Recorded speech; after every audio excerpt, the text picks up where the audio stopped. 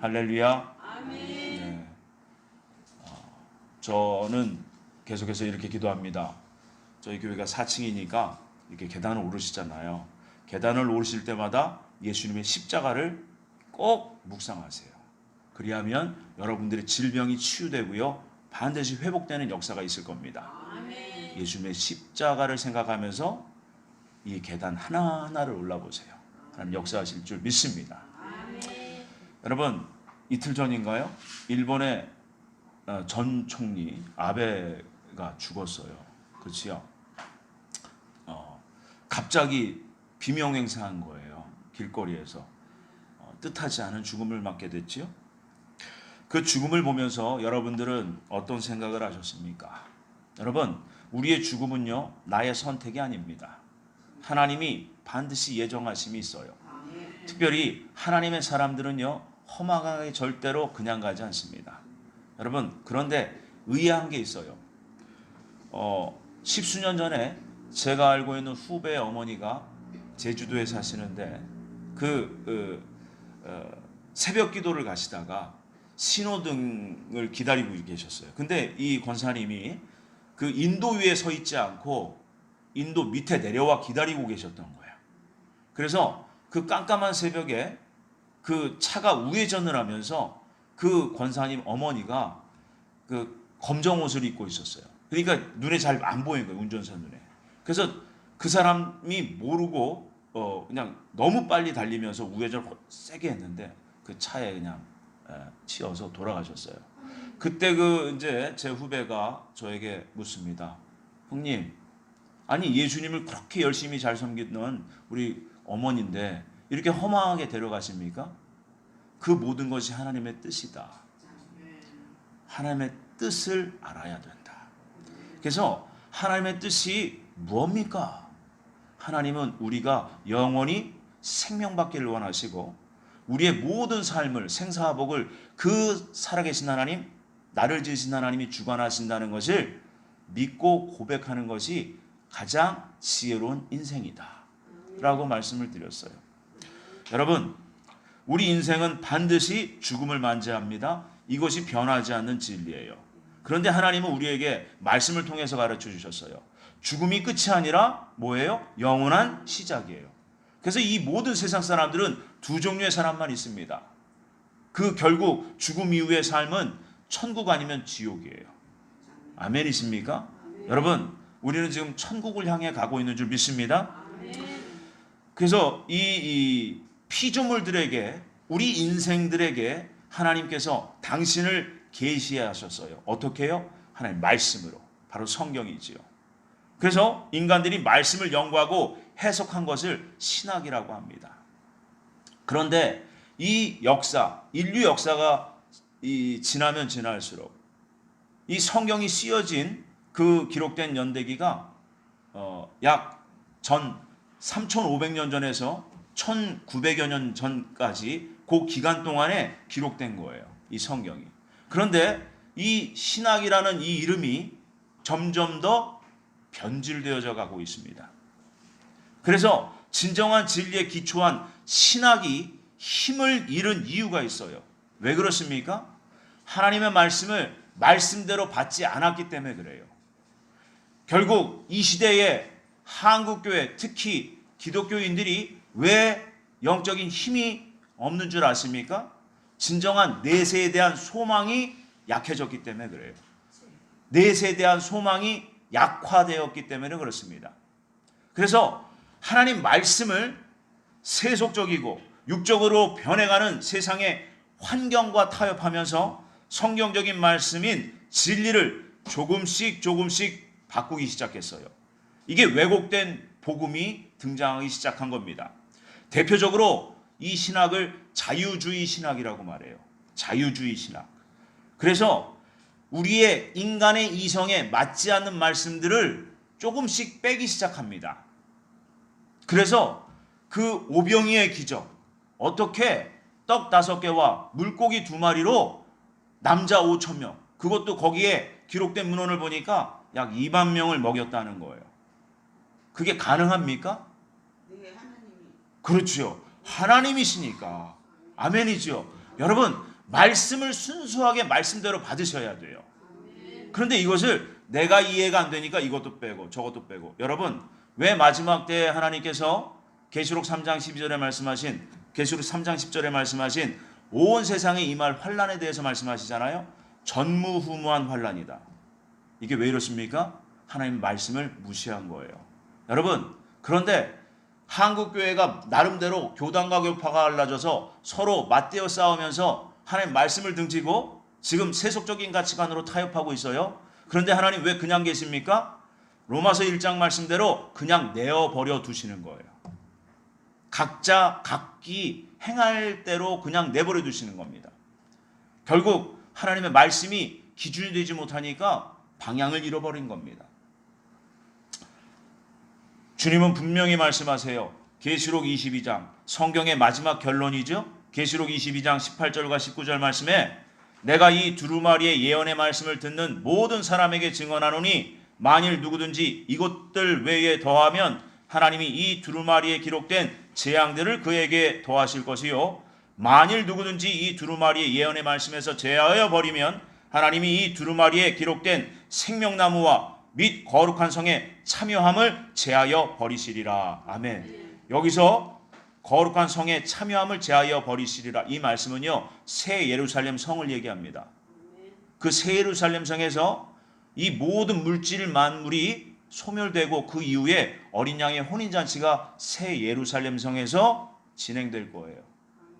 근데 거기에 참여하지 못한다는 거예요. 그 자리에. 어떻게 하면?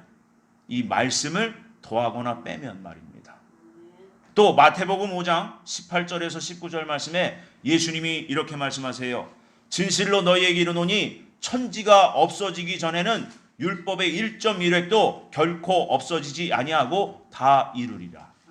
그러므로 누구든지 이 계명 중에 지극히 작은 것 하나라도 버리고 또 그같이 사람을 가르치는 자는 천국에서 지극히 작다 일컬음을 받을 것이요, 누구든지 이를 행하며 가르치는 자는 천국에서 크다 일컬음을 받으리라. 아멘. 여러분, 이 말씀을 하나님의 종들에게 맡겨주셨어요. 그렇지요? 하나님의 말씀을 맡은 생물을 받은 자 바로 목회자님들이세요. 그런데 이 말씀을 내가 먼저 올바르게 받고 지켜 행함으로 많은 성도님들에게 전하라는 말씀이에요. 근데 이 말씀이 내가 어렵다 이거는 빼고, 이 말씀은 지키기 힘들다 이거는 빼고, 사람들의 그러한 눈치를 보면서, 성도님들의 눈치를 보면서 어려운 말씀은 빼고 지키기 힘든 말씀 빼고 이러면 전할 것이 없는 거예요. 여러분, 성경에서 하나님 주신 말씀이요, 그 어렵고 힘든 말씀들이 있어요. 지켜 행하기는 어려운 말씀들이 있습니다. 여러분, 그런 말씀들이 전달되어져야 돼요. 그래야지 우리의 양심에 찔림을 얻고 우리가 회개하고 점점 더 정결케 되어지요. 그죠? 우리 인생이 이 땅에 살아있는 이유와 목적이 있어요. 무엇입니까? 하나님의 관점에서는 이거예요. 천국을 준비하라는 거예요. 이 땅에서 잘 먹고 잘 사는 게 우선이 아니라 천국을 먼저 준비하라는 거예요. 그래서 먼저 그 나라와 의를 구하라. 그리하면 이 모든 것을 너희에게 도와주리라. 이게 진리입니다. 우선순위를 가져야 됩니다. 그래서 이 자유주의 신학이 지금 전 세계를 뒤덮고 있어요. 여러분, 비진리가 판을 칩니다. 여기에서 아주 강하게 등장한 세력들이 있어요. 뭐예요? 이단 세력이에요. 그러니까 신천지가 기승을 부리고 하나님의 교회라는 것들이 기승을 부리고 예수님이 아닌 비진리들이 판을 치고 있습니다. 성도들은 신앙의 방향을 잃어버리고 신앙의 목표를 잃어버렸어요. 왜 신앙생활을 해야 되는지 그 가치관을 잃어버린 세대가 바로 지금 시대입니다. 여러분, 이 시간들을 그냥 두시는 거예요, 하나님. 그래서 뭐 하세요? 죄가 관영해질 때까지 지금 기다리고 계시는 겁니다. 여러분, 그러시면 예수님께서 이 영계 공중강림하실 때 이 땅에는 나팔재앙이 시작되는 거예요. 그래서 여러분, 정신을 차리셔야 돼요. 성경은 단순히 이 땅을 살아가는 저희들에게 이 인생을 잘 살아가는 방법이나 인생 철학을 가르치는 그런 단순한 책이 아닙니다. 우리가 가져야 될 우리 인생들이 가져야 될 본질적 소망 뭐예요? 내세에 대한 소망이에요. 영원한 천국이 있다는 것, 하나님의 영생이 약속되어졌다는 거예요. 그것을 믿는 겁니다. 그래서 구체적인 하나님의 약속의 말씀과 구원과 성화와 그리고 개인의 종말과 인류 역사의 종말에 대해서 분명하게 말씀하고 있는 그 책이 바로 성경이에요. 이건 일반적인 책이 아닙니다. 하나님의 계시의 책이요, 예언의 책이에요. 그래서 하나님의 말씀이 성경에 대한 신뢰를 갖는 것은 그리스도인들의 삶과 신앙의 원천이 되며 인생의 방향을 잡는 기초가 됩니다. 오늘 말씀 데살로니가전서 2장 13절과 14절의 말씀 두 절을 보면서 우리가 두 가지를 보려고 합니다. 첫째로 하나님의 말씀이 실제로 나의 삶의 경험이 되려면 첫째로 성경의 기록을 사람의 말로 받지 않고 하나님의 말씀으로 받을 때 우리에게 내적 능력이 생깁니다. 우리 본문 말씀 데살로니가전서 2장 13절을 우리 함께 합독해 주시면 감사하겠습니다. 시작. 이러므로 우리가 하나님께 끊임없이 감사함은 너희가 우리에게 들은 바 하나님의 말씀을 받을 때에 사람의 말로 받지 아니하고 하나님의 말씀으로 받음이니 진실로 그러하도다. 이 말씀이 또한 너희 믿는 자 가운데서 역사하느니라. 아멘. 우리에게 허락하신 믿음은 하나님의 말씀을 성경의 말씀을 하나님의 말씀으로 받는 거예요. 비록 부족한 제가 부족한 불충한 종이지만 제가 전하는 이 말씀이 사람의 말이 아닌 하나님의 말씀으로 받을 때에 여러분들에게 능력이 나타나게 되어 있어요. 믿음의 능력입니다. 소망이 생깁니다. 여러분, 단 한 번의 말씀이요, 여러분들의 인생을 송두리째 바꿔놓는다는 것을 믿으시기 바랍니다. 제가 그랬어요. 또 여러분, 스펄전이라는 목사님 계세요. 네, 설교의 대가지요. 자, 그 스펄전 목사님이요, 예수님을 인격적으로 믿었을 때가 한 번의 예배 시간이었어요.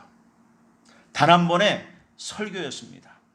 그때 그 30-40분 되는 그 설교가 전체가 아니었어요. 딱 한마디였습니다.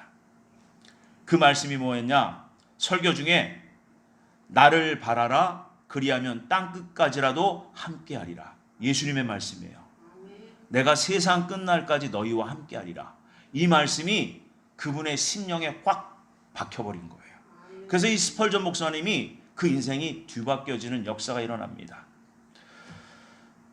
여러분, 스펄전 목사님이 자신의 그 회심을 통해서 이렇게 자서전에 기록하고 있어요. 그 설교자는, 그 목사님은 그다지 많은 것을 전하지 않았습니다. 그러나 내가 하나님께 감사하는 것은 그로 하여금 계속 그 말씀을 되풀이하게 하신 것입니다. 그 말씀이 계속 뇌리를 친 거예요. 내가 너와 세상 끝날까지 함께하리라. 그 스펄전 목사님이 그 인생이 바뀐 그 말씀 한마디였습니다. 여러분, 적어도 나에게는 내 자신이 가지고 있는 말씀이 있어야 돼요. 우리 각자가 갖고 있는 말씀이 있어야 돼요. 주 예수 그리스도를 믿으라, 그리하면 너와 너희 집이 구원을 얻으리라. 이 말씀이 확신이 되고 믿어지면요, 그대로 이루어집니다. 믿음의 주에 온전케 하시는 주 예수 그리스도를 바라보라. 이 말씀이 내 심령에 새겨지면 그대로 이루어집니다. 내게 능력 주시는 자 안에서 내가 무엇이든지 할 수 있습니다. 이 말씀이 확신이 되고 믿어지면 어떠한 삶의 어떠한 문제에서도 넉넉히 뛰어넘을 만한 믿음의 능력이 반드시 생기게 되어 있어요.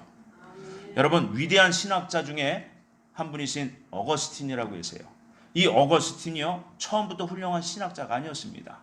이분이요, 처음에는 영지주의인 마니교를 믿었어요. 마니교. 그래서 세상적인 지식에 푹 빠져 있었던 인물이었습니다. 자, 이분에게 복음을 믿고 회심하게 된 사건이 하나 있었습니다. 어거스틴이요, 놀이터에 앉아 있었어요. 그때 벤치에 앉아 있었을 때 주변에서 아이들이 노래하는 소리를 듣습니다. 이런 노래를 불렀대요. 취하여 읽으라, 취하여 읽으라. 그러니까 네가 손에 붙잡고 읽어보라, 읽어보라, 이런 노래를 했다고 합니다. 그때 자신도 모르게 옆에 놓여있던 책을 집어들었는데 그 책이 바로 성경책이었다는 거예요. 그 책을 딱 폈는데 어디가 펴졌느냐? 로마서 13장 14절 말씀이 딱 펴졌습니다. 오직 주 예수 그리스도로 옷을 입고 정욕을 위하여 육신의 일을 도모하지 말라. 육신의 정욕을 만족시키려 하지 말고 주 예수로 옷 입으라. 이 말씀이 이 어거스틴의 그 인생을 뒤집어 놓은 겁니다. 여러분, 말씀 한마디가 내 인생을 바꿉니다. 내 영원한 방향을 바꿔요. 지옥으로 향하고 있는 내 인생, 내 영혼을 천국으로 바꿔놓을 수 있는 그 능력이 하나님 말씀의 능력이 있습니다. 제 인생은 제가 23살 때 어느 집회 때 하나님이 살아계시다는 것을 제가 경험을 해야 됐어요. 왜냐? 저는 예수님을 제대로 안 믿었어요. 교회를 다니긴 했지만. 그런데 교회 안에서 마귀를 만납니다. 여러분, 마귀가 실제 있어요. 정말 무섭습니다. 지옥의 공포가 그를 통해서 그대로 전달이 돼요. 그 마귀를 만나고 제가 열심히 하나님을 찾습니다. 예수님을 만나야 되겠습니다. 그래서 열심히 기도했고 집회를 찾아다녔어요. 어느 집회 장소에서 3일째 철저히 주님 앞에 나를 만나 주십시오라고 부르짖으며 3일째 기도할 때 주님이 저를 만나 주셨어요. 그때 한마디 하셨습니다. 보라, 내가 속히 오리라. 여러분, 이 시대는 주님의 재림을 준비하는 시대가 되어야 됩니다. 재림은 나와 관계없어 라고 하면요, 주님도 내가 너를 몰라, 내가 너를 관계치 않겠다. 하나님 백성이 아닙니다. 하나님 말씀은요, 구약 때부터 창세기부터 계시록까지 재림에 관련된, 마지막 때에 관련된 말씀이 너무나도 많습니다. 그런 말씀들을 다 빼고 그냥 이 땅에서 잘 먹고 잘 사는 축복의 설교를 전한다. 이것은 목회자가 저주받은 거예요. 여러분, 우리가 깨어나야 됩니다. 건전한 성경적인 재림대망 신앙으로 깨어 있어야 됩니다. 그래서 시대를 분별할 줄 알아야 돼요. 시대를 분별할 줄 알아야 돼요. 그래서 하나님의 말씀을 하나님의 말씀으로 진정받을 때 그 말씀은 창조의 능력이 생깁니다. 제가 20여 년 정도 신앙생활을 하다가 아주 깊은 슬럼프에 빠집니다. 우울증이 찾아와요. 사람을 만나고 싶지가 않아요. 그래서 계속 할 수 있었던 것 한 가지, 기도굴로 계속 들어갈 수밖에 없었어요. 그때 주님, 저를 차라리 죽여 주시옵소서, 저를 숙제 데려가 주시옵소서, 이런 기도를 드렸어요. 저희 아이 둘째가 그때 기저귀 차고 막 태어났을 때예요. 그때 주님께서 제게 천국을 보여주신 것이 아니라, 저를 데려가신 것이 아니라 말씀 한 구절 보여주셨습니다. 태초에 하나님께서 천지를 창조하셨느니라. 그 말씀 하나 보여주셨어요. 그 말씀을 그때까지 신앙생활 20년 가까이 할 때까지 그 말씀이 무슨 의미인지를 진정 모르고 살았어요. 하나님께서 아무것도 없었을 때 이 모든 만물이 존재하기 이전을 얘기하는 거예요. 마라쉬트, 베레쉬트, 바라, 무에서 유를 창조하셨다는 거예요. 그때 천국과 지구를 하나님 말씀으로 지으셨다는 겁니다. 그 말씀의 능력을 그때까지 제가 모르고 살았어요. 그 말씀을 경험하지 못하고 살았던 겁니다. 여러분, 성경의 말씀이 하나님 말씀으로 받아들여질 때 반드시 나를 구원하는 능력으로 나타나게 되어 있습니다. 여기 계신 모든 분들에게 하나님의 말씀이 크고 넓고 깊고 위대한 능력을 경험하는 그러한 생명의 말씀으로 여러분들에게 전달되어지기를 주님의 이름으로 축원합니다. 두 번째로 오늘 본문 14절입니다. 데살로니가전서 2장 14절 함께 읽어주시면 감사하겠습니다. 시작. 형제들아, 너희가 그리스도 예수 안에서 유대에 있는 하나님의 교회들을 본받은 자 되었으니 그들이 유대인들에게 고난을 받음과 같이 너희도 너희 동족들에게 동일한 고난을 받았느니라. 아멘. 여러분, 지금 데살로니가 교회 성도들을요, 누가 핍박해요? 유대인들이 지금 핍박하고 있어요. 왜 그렇습니까? 유대인들이요, 당시에 예수님 메시아로 오셨잖아요. 그 메시아로 오신 예수님을 십자가에 못 박아 죽였어요. 그러니까 자기들이 예수님을 부인했거든요. 그런데 그 예수님을 따라가는 그 추종자들을 따라다니면서 괴롭히고 핍박하고 받게 했습니다. 그 중에 대표적인 인물이 누구였어요? 사울. 그 사울이 어떻게 됐어요? 예수님을 만난 뒤에 사도 바울이 되잖아요. 그지요? 그래서 유대인들이요, 열심을 내서 예수님 따르는 그 교회들을 쫓아다니면서 핍박했어요. 그 얘기예요. 그래서 14절 말씀 중에 예수님을 믿는 사람들은 그 믿는 믿음으로 말미암아 동일한 고난을 받는 것을 본받는다, 이렇게 표현하고 있어요. 여러분, 여기서 본받는다는 의미는 고난을 본받는다는 거예요. 예수님도 너희를 위해서 너희들의 죄 때문에 십자가에 못 박아 죽으셨다.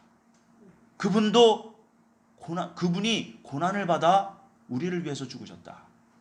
그 본받는 삶이요, 바로 십자가와 같은 고난받는 삶이에요. 여러분, 고난은 피하라고 있는 것이 아닙니다. 고난받는 것이 오히려 뭐예요? 유익이다. 다윗의 고백이에요. 고난은 피하는 것이 아닙니다. 믿음의 능력을 키워서 그 고난을 뛰어넘으실 수 있어야 돼요. 여러분, 고난을 한 번, 두 번, 세 차례, 네 차례 계속 이겨가면요, 내적인 힘이 생기고요, 영적인 기쁨이 생깁니다. 하나님께서 우리에게 잘하였다 칭찬하시면서 믿음의 표적들을 주세요. 여러분, 경험해 보시기를 바랍니다. 그래서 믿는 성도들에게 고난은 필수적인 것이고, 그 고난을 넉넉히 감사함으로 넘어가면 내 안에 쌓아두었던 말씀의 능력들을 반드시 경험할 수 있습니다. 하나님의 말씀대로 사는 삶이요, 십자가 지는 삶이에요. 그래서 주님 말씀하시잖아요. 나를 따르려거든 자기를 부인하고 십자가를 지고 나를 따라가라. 이게 제자도예요.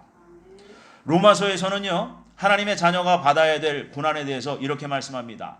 로마서 8장 17절 말씀입니다.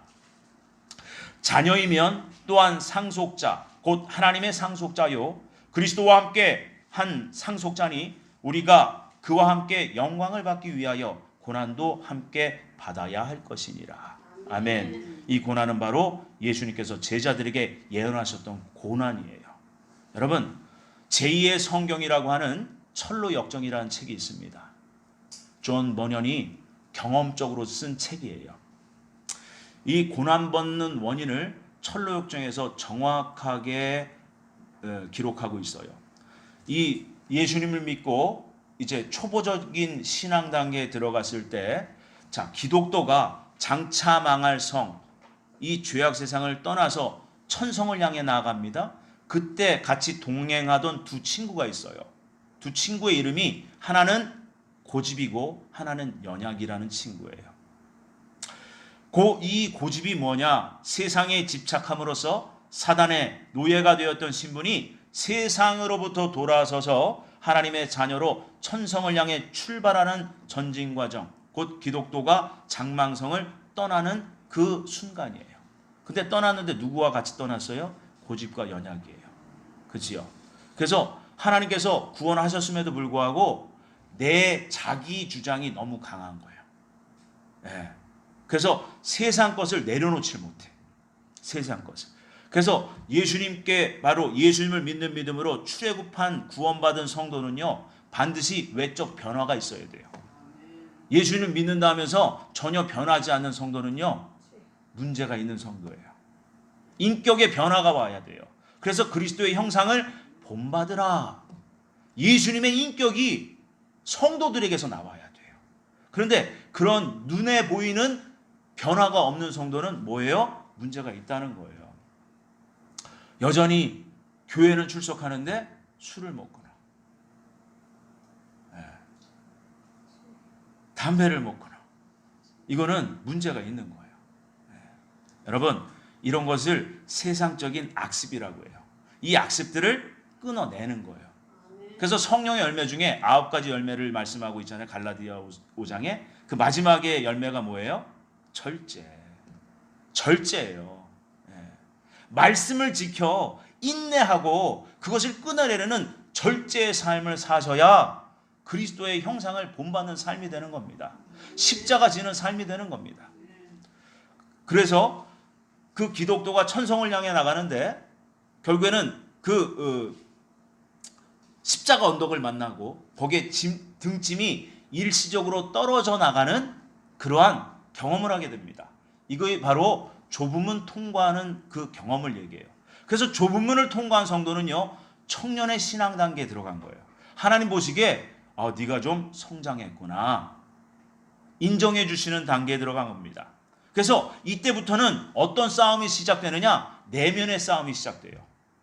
내 외적인 악습들은 다 깨지고 웬만하면 이길 수 있는데, 이겨나갔는데 내면이 안 바뀌는 거예요. 내면에. 그래서 내면에서 올라오는 교만함, 음란함, 이 거짓, 그리고 아집. 제일 중요한 게요, 제일 중요한 게 아집이에요. 이 고집이 자라서 이 성숙한 신앙이 됐음에도 불구하고, 그 단계에 들어갔으면서도 불구하고 바뀌지 않는 것이 바로 고집이에요. 이 고집이 변해서 속고집이 됩니다. 이것을 아집이라고 그래요. 아집. 남들과 전혀 타협이 안 돼. 예. 항상 내가 이겨야 돼.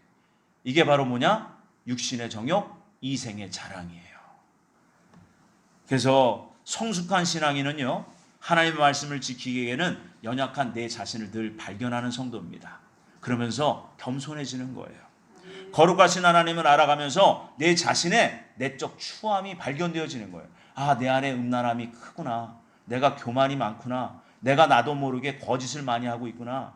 하나님 앞에 위선적인 것들이 많구나. 이런 것들이 발견되어지는 것이 성숙한 신앙으로 나아가는 단계에서 발견되어집니다. 그래서 하나님 앞에서 철저하게 무지했던 나를 발견하게 돼요. 내가 성경을 몇 번을 읽었고, 내가 성경 신학, 어디 신학을 어떻게 얼마나 했는데, 그럼에도 불구하고 나는 아직 하나님을 모르고 있는 거예요. 무지한 나를 발견할 때 하나님은 우리에게 긍휼을 베푸십니다. 그래서 내 안에 마음이 중요하다는 것을 절실하게 깨닫는 그 과정이 있어요. 여러분, 그 신앙의 단계까지 열심히 달려가셔야 돼요. 이렇게 성장하는 것은 하나님이 기뻐하신다는 거예요.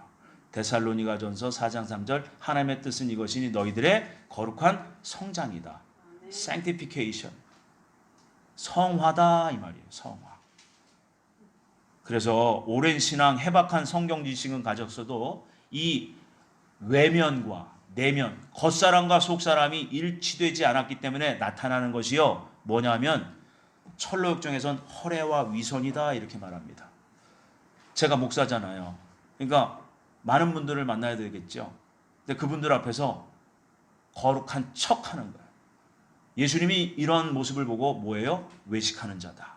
네가 지금 연극하고 있다 이렇게 말씀하세요. 이게 바로 허례와 위선입니다. 여러분, 이런 것들이 발견될 때마다 뭐 해야 돼요? 즉시 회개해야 돼요. 이걸 회개하지 않고 그냥 쌓아두면요, 나중에 큰 문제가 납니다. 그게 죄가 죄인 줄 모르는 거예요. 예. 이게 바로 고집이 아집으로 발전하는 거예요. 예. 여러분, 위선적인 신앙의 모습으로 거룩을 지속적으로 과장한다면 끝내 버림을 받습니다. 주님은 이런 사람들을,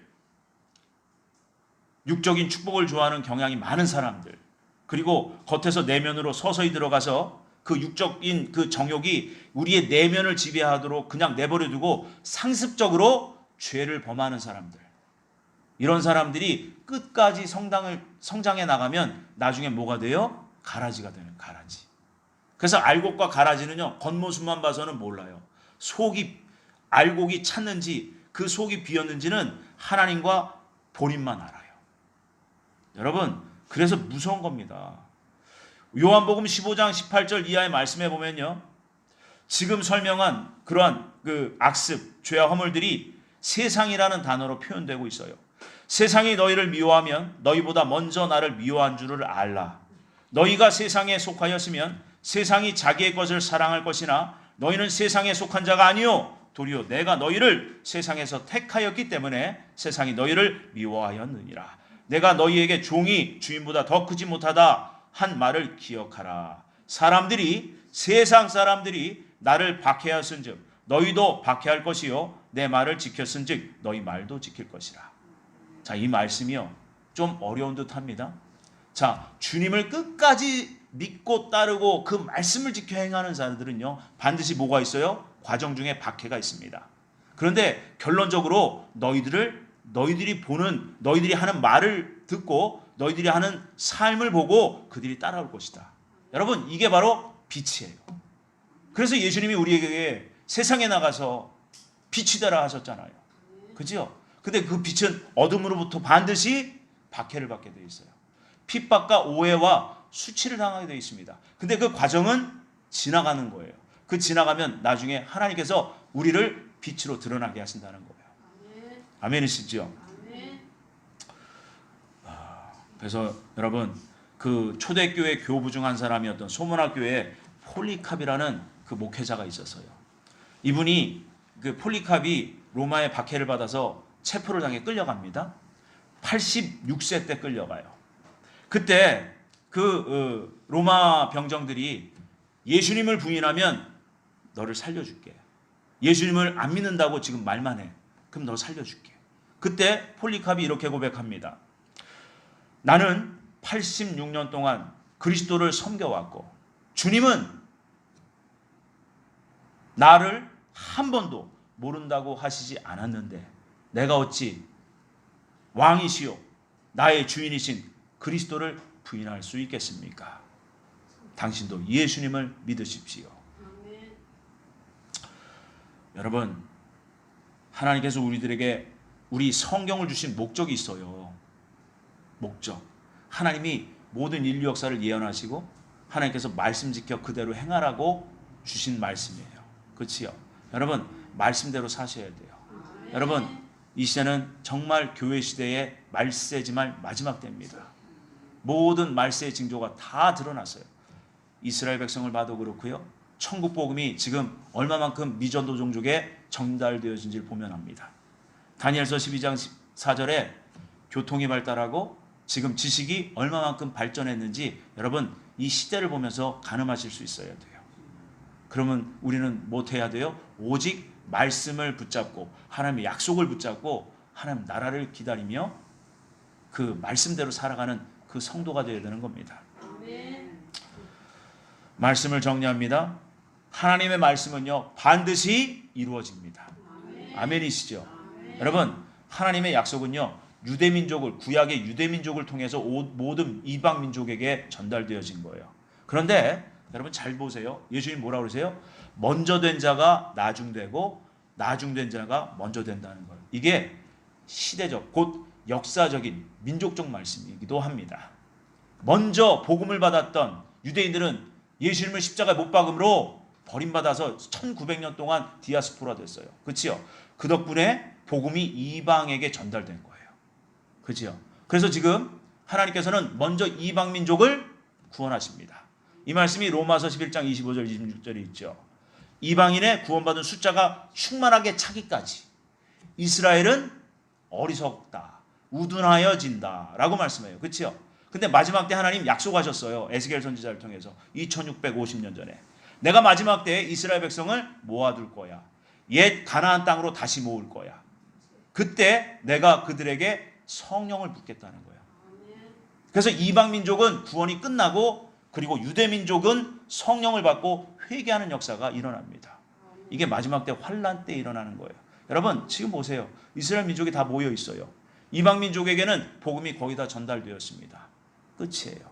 여러분 정신을 차리고 우리가 말씀 지켜 행하는 깨어있는 그런 마지막 때 성도들 다 되시기를 바랍니다. 우리가 하나님 말씀을 그대로 받으면 그게 나의 능력이 되는 줄 믿습니다. 이번 한 주간도 여러분 살아계신 하나님을 정녕 믿는다면 여러분 말씀을 가까이 하십시오. 말씀을 가까이 하는 것이 주님과 동행하는 삶입니다. 그 말씀을 지켜 행하며 그 열매를 맺는 삶이 하나님께 영광이 되는 성령의 열매를 풍성히 맺는 삶이에요. 근데 그 말씀이 잘 안 지켜지죠. 그때마다 뭐 하라고요? 회개하라고. 그래서 회개합당한 열매를 맺으라고 말씀하시는 거예요. 하나님은 우리의 선한 열매, 의의 열매, 착한 행실의 열매를 기뻐 받으십니다. 이번 한 주간도 주님을 기쁘시게 하는 저와 여러분들 되시기를 주님의 이름으로 축복합니다.